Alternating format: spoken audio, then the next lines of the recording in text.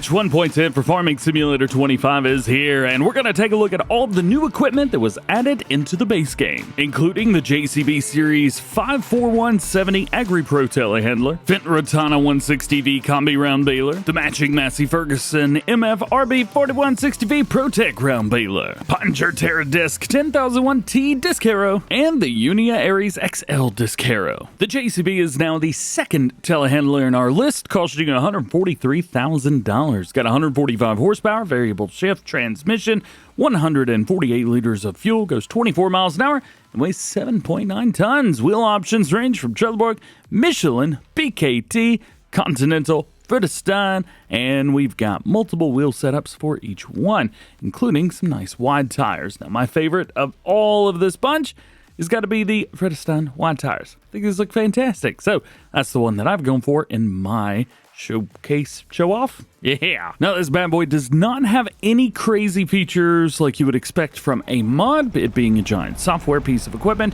It is fairly basic as far as options go and as far as animations go. You've, of course, got your up and down, your rotation, you've got the Q-fit on the front, and we've got the in and out movement. Steering modes include the all-wheel steering mode. We've also got the front wheel, crab left, and crab right. Now, if this looks familiar to you, well, there's a reason for that, because Rawson Mods actually released his JCB Agri Loadout earlier this year, available in the Agri Plus or Agri Pro, and as a 53170 or 54170. Here is all three of those lined up together. We've got Rawson Mods, the 5.4 and the 5.3 over here on the left-hand side, and then we've got Giant's version here. The only differences that I can really see, I mean, and this is a testament to how great of a job Rawson Mods did. You can see through this one, we've got some silver markings as opposed to red. Otherwise, I think it looks fairly identical. Now, of course, Giants releases stuff into the base game all the time, so nothing too wild and crazy with this one. But, to be honest with you, Ross did an epic job. As far as the differences technically in real life between the 541 and the 531, well, the 541 can lift a little bit more. But of course, this being Farming Simulator, everything has the same lifting capacity. Oh, and if this does look very familiar to you, well, this was the base game telehandler Farming Simulator 22. I think it was a little bit of a surprise when we didn't see it in the base game of FS25. However, it is back. So if you were looking forward to it, you've got it. Also, if you're curious, yes, this telehandler was the piece of equipment that was called the 54770 Agri Pro in the original changelogs. However, that was a mistake. I believe on Giant software part, it was just the information that we were given as partners ahead of time, but they did change it in the final release. Next, let's take a look at the Balers, and with these, they are also returners from FS22 from the base game. They were added a little bit later on in the life cycle, and now they're here in 25 as well. They are identical in everything, including price and features and customization. It's all the same with both of these. So, I'm just going to look at the Massey Ferguson. 6.6 ton weight, 140 horsepower is required, 10 mile per hour max working speed, and you can make between 125 and 150 centimeter round bales, making it one of the few balers that will do 150 wrapped at the same time. Making these pretty nice and handy on the farm. Wrapper design, you got a standard set as well as a with bell on end turner. This is extremely useful, especially when you are on steep inclines. You do have the bell wrap, of course, which could be added, like with everything else in the game. And we've got the bell net, which could be added too. I'll be using the Massey Ferguson 7S from the base game, the 155, so it's got about 15 more horsepower than is required with this. We'll grab it, unfold, put it down. I'm going to go up, select my 150 centimeter round bales, make sure automatic drop is turned on, and let's give it a whirl. You know, in the store, this baler looks a lot smaller than it actually turns out to be in the game itself. Ooh-wee! Cut on some lights here just so you can kind of see everything. In 10 mile per hour, works great for round balers. I think I've got a mod installed that makes my balers stop. About to find out. Yes, I do. All right. There we go. It's a PC mod. That comes out, drops it down, and while it wraps, we can continue to rock along and go. Not too shabby. Now, of course, you don't have to just do grass bales. You could do all kinds of other stuff too. You've got your straw and What else does this do? Yeah, grass, hay, straw. Sorry, I had a moment there. Nonetheless, hey, if you're looking for something that you can make bales with a little bit quicker, it feels, it is nice to have those 150 centimeter round bales.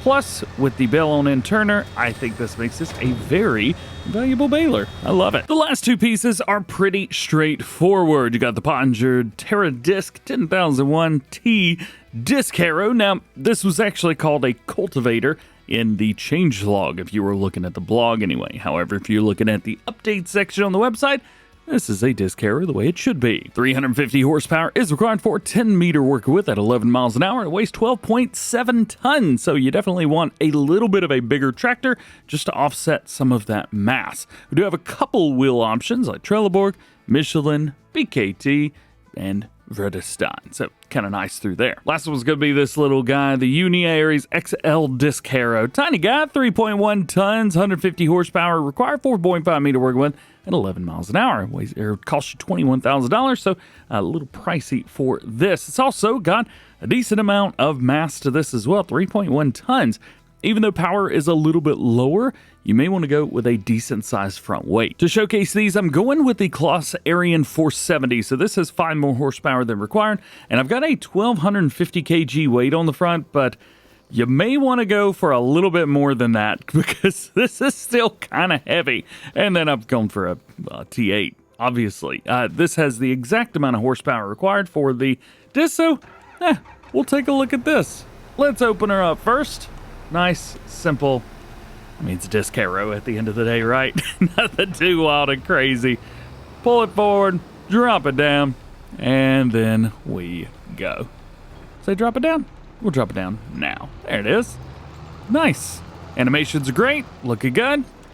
Nothing to complain about, really. I mean, it is a disc harrow at the end of the day. The one thing I do find a little bit interesting is because the tool's behind the wheels, we're still seeing the dip right here where the tires go. Usually that would kind of disappear whenever you went over it with a tool. However, it is not. I'm not quite sure if I've got a mod turned on that's making it do that. I don't think so. So I'm not quite sure. That's kind of neat though. I do appreciate it. And then we'll jump over here to the Kloss Arian 470. So this has got 155 horsepower. It's got 5 more than is required for the disc harrow. And let's see if we can back up and kind of pull forward a little bit. You can see a little bit of the weight managing there. If I drop it, you can just see how much it moves. So we've got a lot of weight on the back of this bad boy. Again, my recommendation, go for a bigger weight than I have. But, I mean, it is a disc harrow at the end of the day, so drop it down and go, and you've got no problemos. Very cool. Also, the animation on this looks great as well. So there you go. That is everything we got new with patch 1.10. To be fair, we use new there with air quotes because the JCB as well as the Pottinger were in the base game of FS22 with the Balers added in an extra patch later on, a new content update. Uni Aries, I'm not quite sure about because it is a smaller setup here. I don't really remember a whole lot about it because I never used it. Probably never will here as well. But hey, if you remember it, let me know. Otherwise, thanks for watching. Thanks for hanging out with me. Hope you have a great day. We'll catch you in the next one.